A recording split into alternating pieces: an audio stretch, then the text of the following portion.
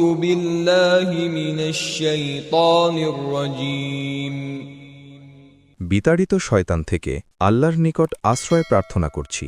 بسم الله الرحمن الرحيم শুরু করছি আল্লাহর নামে, যিনি পরম করুণাময়, অতি দয়ালু। قل أعوذ برب الناس বলুন, আমি আশ্রয় গ্রহণ করিতেছি মানুষের পালনকর্তার, ملك الناس মানুষের অধিপতির, إله الناس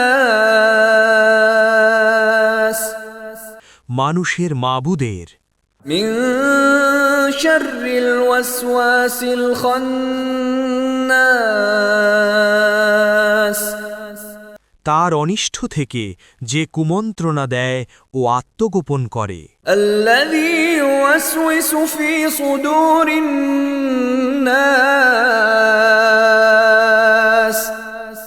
যে কুমন্ত্রণা দেয় মানুষের অন্তরে, من الجنة والناس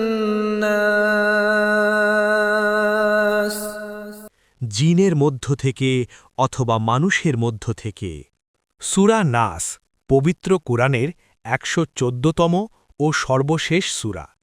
মক্কায় নাজিল হওয়া এই সূরায় রয়েছে ৬টি বাক্য বা আয়াত। নাস শব্দের অর্থ মানুষ। সূরা নাস পাঠ করলে মানুষের মনে শয়তানের কুমন্ত্রণা বা অশুভ চিন্তা দূর হয়ে যায়।